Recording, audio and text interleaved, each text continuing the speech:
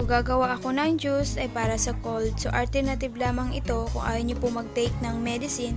So, pwede nyo rin po ito i-try guys. So, meron tayong mga sangkap dito. May pineapple, carrot, lemon, at ginger. So, slice ko na mga to. So, ito na ang ating mga sangkap na slice ko na. Ang ating carrot, ginger, lemon, at ang ating pineapple. So, tatandaan natin, wag natin tatanggalin yung pinakagitna nito kasi andyan yung pinakamasustansya. So, ngayon, ilalagay ko na ang mga to sa ating blender.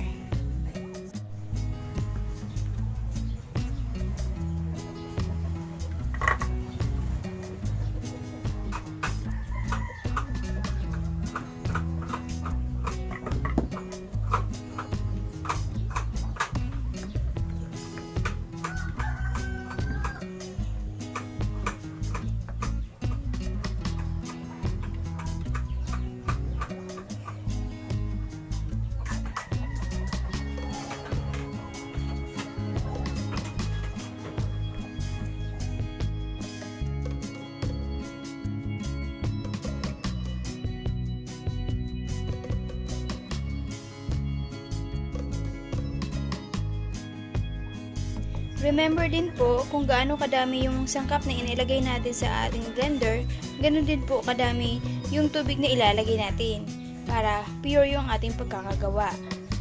So makikita natin dito hanggang dito ang ating sangkap. So ilalagay ngayon natin yung tubig hanggang dyan din.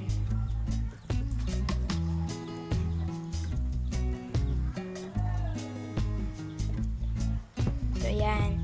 So ngayon i-blend ko na din to.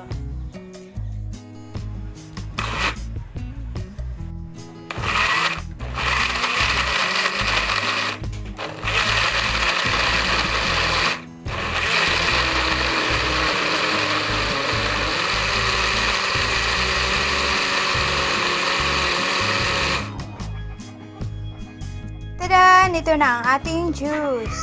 Ngayon, iinumin na ni Nanay yung juice na gawa ko kanina lamang. Thank you guys for watching. Please don't forget to subscribe, comment, like, and share. Bye-bye!